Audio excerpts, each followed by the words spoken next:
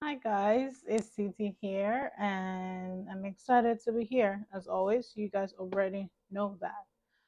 I'm always looking forward to coming here to read with you guys. That being said, I hope you guys are doing well. I hope the week has been great to you. and anyway, if you're new here, my name is Titi, and I come here to read with you guys. We read, and we just don't read any book. We read books that are inspirational, books that guide us, books that allow us embrace ourselves, both the good and the good, the both the dark and the bright side. Books that allow us embrace our power. Okay. Um, and also, before I jump on here to read, I normally like have oracle cards to read to you guys as well to help guide us. So welcome to my channel. If you haven't already, please hit the subscribe button and also turn on your post notifications so that whenever I post, you can know and you can get notified. Um, yeah, I'm excited. So last week we stopped at page 153. I was gonna write that down anyway. And now we're starting from page 154. And okay, for people who are new, we're currently reading The Way of the Priestess by Sarah Coxon. We are literally almost done with this book. Look at the difference. We've read this whole part and then we have this part left. So we're almost done. Feel free to check other episodes as well if you want to get caught up. And now we are starting with page 154. It says befriending. I said befriending money. I'm 13 years old and I have just had a huge argument with my dad. He just told me that he can't afford to send me to the annual school trip. At first, I believed him, but then I overheard a conversation between him and my mom where I learned that they do have the money, he just didn't think it was worth it. I'm lying on my bed, burying my head into my pillow and sobbing big fat salty tears. I'm torn because I love my dad and I don't want to be a burden to him. On the other hand, I just want to feel like a normal kid for a change. I know that the next few weeks are going to feel like agony as my school friends excitedly chat about their upcoming trip. All I want is to feel that I'm worthy of having the same experiences as my friend. But I don't. I feel like a sad, pathetic, poor loser. These are the sorts of experiences that shape our relationship with money. My mom and dad have very different attitudes to money. My mom was never able to save much, but she believed in spending on herself and others. My dad was the opposite. He believed that money was hard to come by and that there was never enough. And he experienced redundancies and challenges as a freelancer that solidified this belief. He worked hard for his money, and his fear of one day running out and not being able to support his family meant that he was extremely frugal, even in times when there was no need to be. As a child, of course, I didn't understand this. I simply believed that people like us don't have a lot of money and that money was hard to come by. As a result, I spent 30 years of my life basing most of my decision on perceived scarcity rather than perceived abundance. This all changed in my early 30s, channeling my priestesshood into building a business has been one of the most liberating and challenging experiences of my life. I went from living a life where someone else decided how much money I could earn in a year to being in total control of my work and financial destiny. I've also learned that women can't be truly empowered looking at the without looking at and end up on leveling our relationship with money. And working for yourself is an incredible vehicle to do just that. The only limit to money you can generate as an entrepreneur are the limits that you choose. And this means taking radical responsibility for your financial solution. Money talk triggers the hell out of people. If I write a social media post about money or send out an email about it, my unfollow and unsubscribe rates spike without fail. I believe this is because for most of us, we see money as something that's dirty or evil, and we judge others who have it or desire it. We believe that wanting money is wrong, and yet we also wish that we had more of it because we desire to feel secure and abundant. As a result, most of us find ourselves in conflict, barely getting by, making poor decisions for the well being of the planet, or making choices for our lives that ignore our soul callings in favor of the perceived safety of the steady paycheck. Money itself isn't dirty or bad. Money is inherently neutral. When looked at logically, it's obvious that money is simply a value of exchange. It's a number. Curiously, there aren't enough coins and notes in circulation to account for all the money that exists in the world. Money is simply a number in a bank account and isn't physical. What I have, what I finally understand is when I finally understood this, it blew my mind. Money, therefore, is simply a system that we buy into. It holds power. We believe it does. What if I were to ask you, what does money represent to you?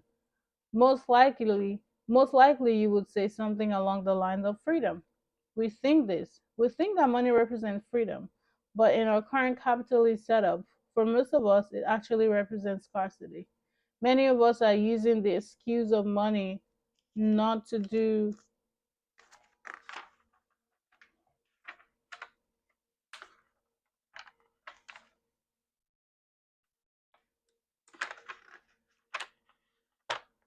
This doesn't want to open. Oh my God. Not to do things that light us up. We tell ourselves we need to stay in our soul sucking jobs, rather than following our callings because of money. Or more accurately, the idea of how available we think money is. And there are some of us that overspend on resources that we don't need and end up racking up debt. That is not freedom either. The power of the priestess client support. Becca had grown up believing that in order to create security for herself, she needed a stable job and six-figure income. This meant that she had spent almost a decade of her life working in a bank. It was a respectable job, but something was missing. She became drawn to yoga and quickly got her teaching certification. When we started working together, she was still working at the bank, but it was draining her and leaving her very little time to follow her calling to share her love for yoga and personal development. Yet, within a couple of weeks of actively working with the energy of the priestess, Becca decided to quit her job. Although she was terrified, she knew deep down that the security her job gave her was an illusion. The reality that the job wasn't giving her safety, it was keeping her caged. The same week that she quit her job, she landed herself a full schedule of yoga teaching at a local studio.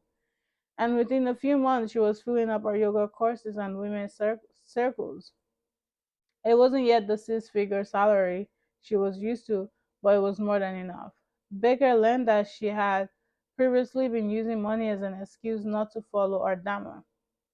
As she connected to her inner priestess, found her courage, and took big leaps, opportunities and resources came to her, exactly as they were needed. And the universe continued to reward her faith and devotion to our inner guidance.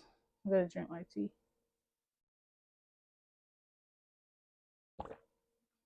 All right. Money mirrors your relationship with life. Each of us has an internal wealth baseline. This is the amount of wealth that feels familiar and comfortable to us. We sometimes dip below the baseline. Sometimes we experience moments when we are above our baseline. But very quickly we return to what feels familiar and safe. This is why lottery winners often declare themselves bankrupt within a few years. But we can easily change our relationship to money. We just have to decide to. I want to share with you an example of how shifting our relationship with money shifts our relationship to life. A few months into starting my mentoring business, my parent came to Portugal to visit me in Moro.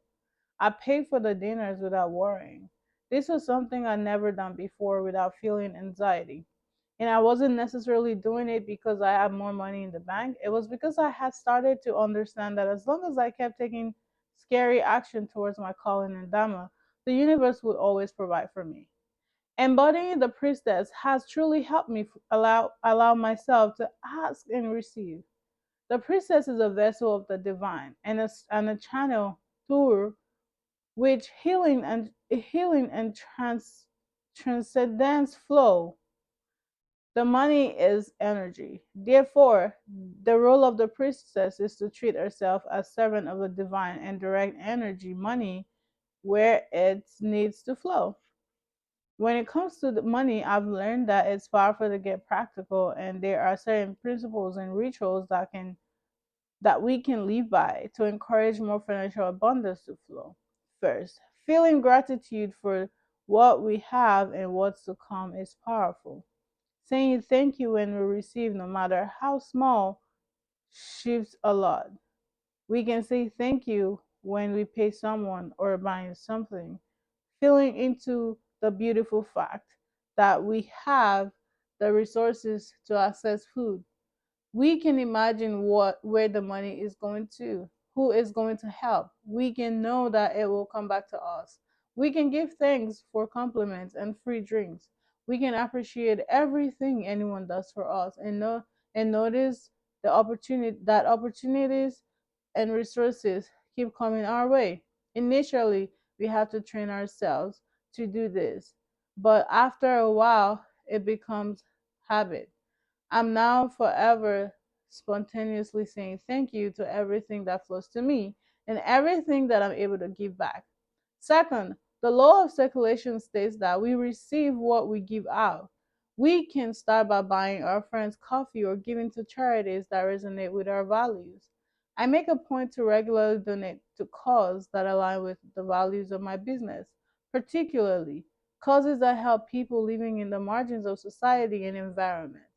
We have to remember that money flows through us, and the way to receive it is to get it flowing. This needs to happen from a sense of overflow, not not obligation. It doesn't always matter how much we give. It's the act of giving that counts. Whatever we give out will come back to us in kind. If we want someone to support our small business, we must support someone else's small business. If we want our boss to appreciate us, we must appreciate our boss, no matter how challenging. This is embodying wealth.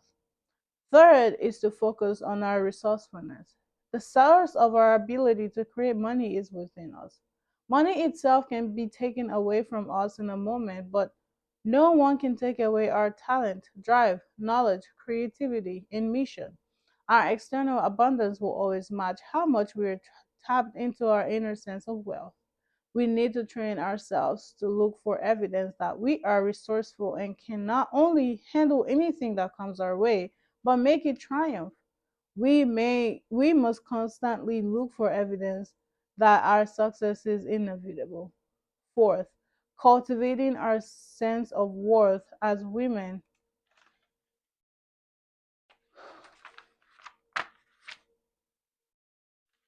raises wealth consciousness. When we feel valuable, we show up differently in the world. We are able to ask for what we want and we increase our capacity to receive. It starts with the small things, like when someone offers to do something for us, rather than deflect their help, which so many of us we can graciously offer it and train ourselves to receive everything that comes our way, knowing that we are worthy of it. And finally, by doing things that excite us and scare us, we pave the way for opportunities and resources to come. We must take action on the things that light us up, especially if they don't make logical sense. These are signposts from the universe to lean in. When we let go of obligations and jump into doing things that feel exhilarating, and take us out of our comfort zone, magic happens. Prosperity is always on the other side of this, when we open ourselves up to receive it. When it comes to money, our biggest danger lies in the over identification with it. We've been taught that our value is related to our income, assets, and achievements, which means we feel good when we have it, but when we don't, and in attempt to keep our money in status, this can lead us to make a lot of decisions that are out of integrity with what we truly desire. We must remember that money is simply a tool and not a source of our worth. It's not even the source of our wealth. The source of our wealth is our inner magic and natural world. Money is a tool that we can direct so that we live in the lives we wish to and contribute to the lives of others. It's only when we are mastering money rather than being mastered by that we can truly say it gives us freedom. So this one, so page 161 says you are allowed to receive. And that one I had to learn the hard way. Before, like, I would give and give and give and give, and I'd be like, it's okay. I don't have to get anything back, but I learned my lesson. Okay? It's give and take. Okay? Give and freaking take. Money is energy. It represents value, attention, and power. There's a reason why Donald Trump sits in the Oval Office as I write this. He understands money and he used it to buy and manipulate his way into the White House. Money is neutral, but when it is in the hand of people with black hearts, corruption follows. We somehow believe that money is the problem, but money reflects and amplifies what's already within a human. If you're a good person, having access to more money will not change that. In fact, it will amplify the good that you can do in the world. The biggest lie we tell ourselves about money is that 1% the richest people in the world are most powerful than 99%.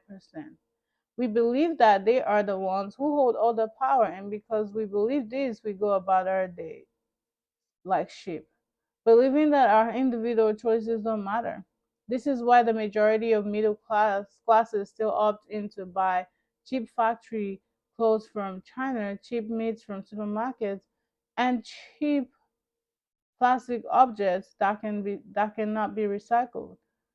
And why do they continue to make these choices, choosing cheap over ethical, regardless of what's in their bank account, because they believe in scarcity more than their responsibility. This goes for the majority of us who believe that there isn't enough money and we have to conserve and save. Now, of course, this doesn't apply to everyone.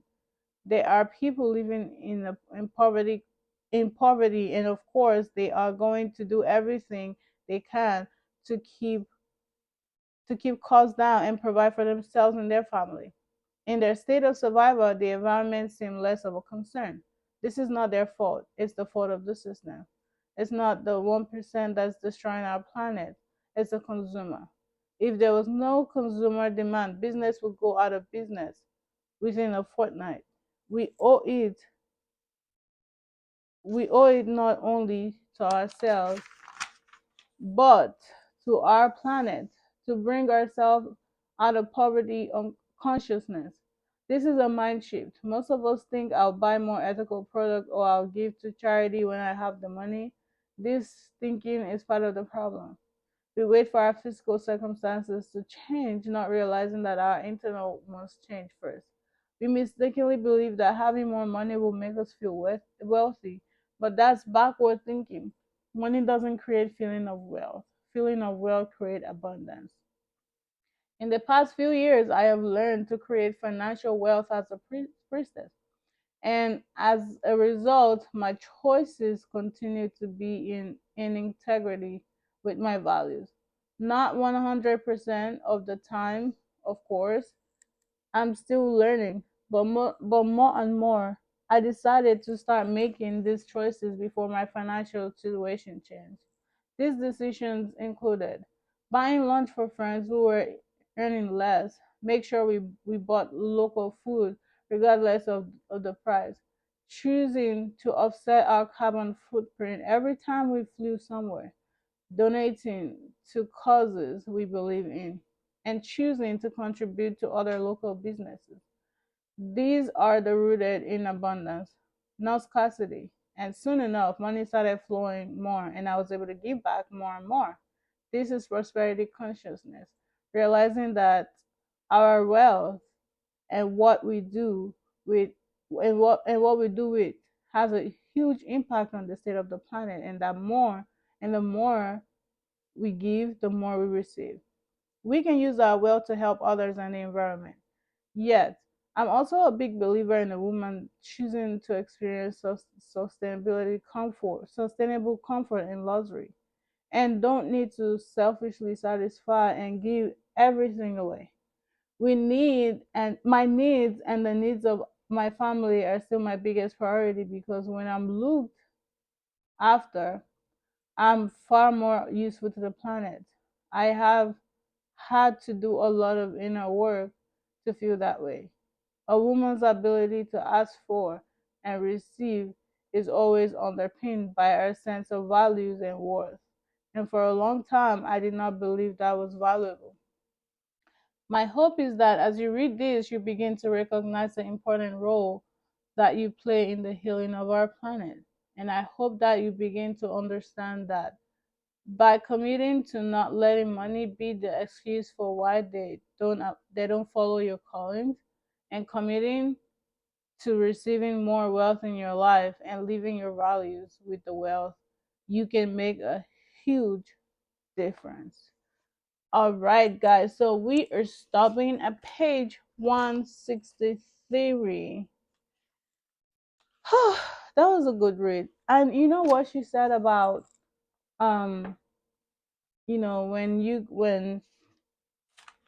when people when she talks about money, she gets unfollowed, people unsubscribe from her page. It's so real. Sometimes I think about how, you have so many resources and you want to talk about money and stuff, and you barely see anyone. It's like nobody is interested in the financial part, but they're interested in the love part. There's absolutely nothing wrong with the love part. There's absolutely nothing wrong with sitting down and listening to someone, giving you advice about, your love life and stuff. But I think there should be a balance. The way you want love should be the way you want money. Unless, of course, you don't like having money, then that is understandable.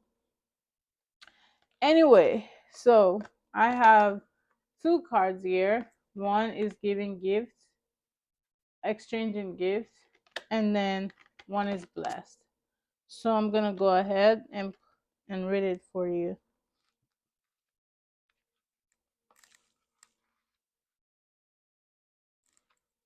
Yo, I'm getting sleepy and tired.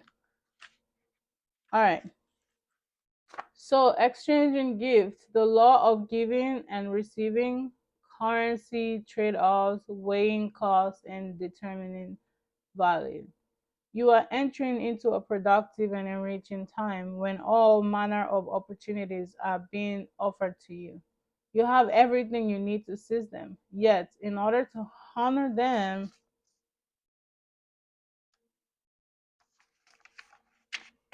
you must put in the time, exchange your experience and skills, and commit heart and soul to what you are choosing to pursue.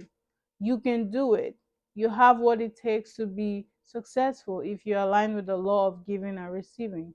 You must engage in a dance or of give and take, push and pull, doing and being. If you let fear guide your choices, you could deplete yourself or create an imbalance. This is not a time of just do, do, do. Use your currency wisely and be mindful of the values other people bring into your life.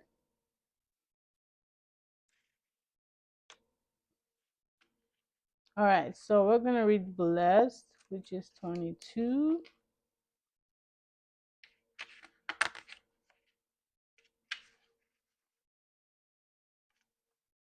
All right, blessed, something wonderful that is unearned and unexpected, grace that is unforeseen, gift from spirit.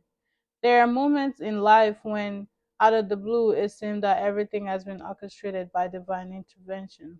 You feel blessed in ways that are different to express. It is as if the Red Sea parts in front of you and events come together to banish your troubles easily and naturally. You know deep down you did not deserve any of it, and yet here you are. This is one of those times. Let awe and gratitude for all of your blessings guide you now. And then we have these two other decks. We have Rowan in Stone Circle, and Rowan is there's no need to fear, dear one. Protected you are, and protected you'll always be. And then I have Stone Circle. In ceremony, you conjure a devotion so deeply it reflects thy worship into thyself. All right, so 34 and 39.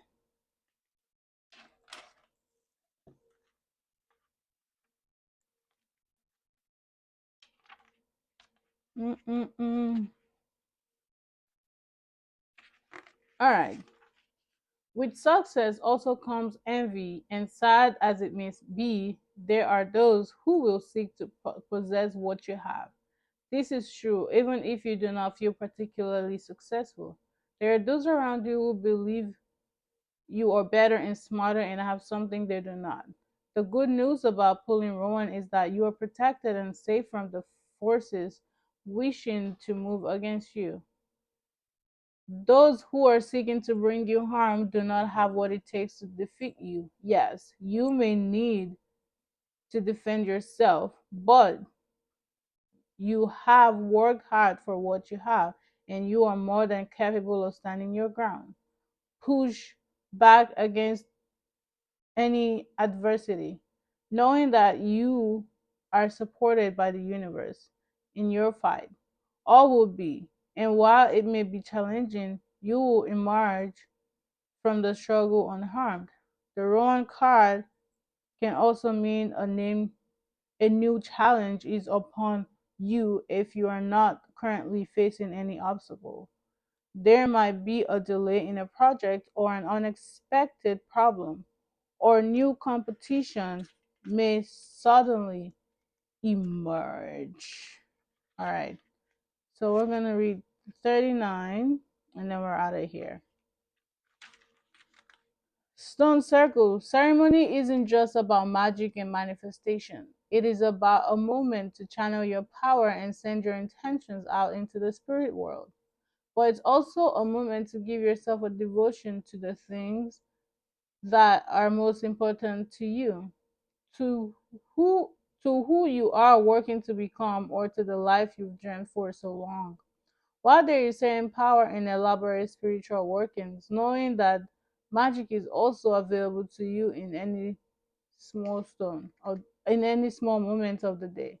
You have found yourself with Stone Circle today because you have been living too fast. You are you are being guided to see the small magic and notice the blessings, sins, and energy that are swirling around you. You will know the smell magic by the way it makes you feel. You may notice it's in the warm smile of a child or the sudden fragrance of a nearby flower. Or perhaps your favorite song has been playing in the background but has only just now caught your ear. Any moment that grabs you, any moment that grabs hold of you, can be a ceremony of mindfulness and rest. Additionally, seek ways to invite more ritual into your daily life, as doing so is an invitation to awake to the subtle energies all around you, and an opportunity to connect with your own spiritual power. All right, guys. So that is your message for today. I hope you find it helpful as well. If you made it to the end of this video, leave me a comment and let me know. And if you haven't already, hit the subscribe button. And yeah, and I will connect with you guys and catch up with you guys. Don't forget to let me know what you think about the Zoom meeting for the group session. And I think that's it. I will be back on the next episode. I will see you guys, and take care, and bye bye now.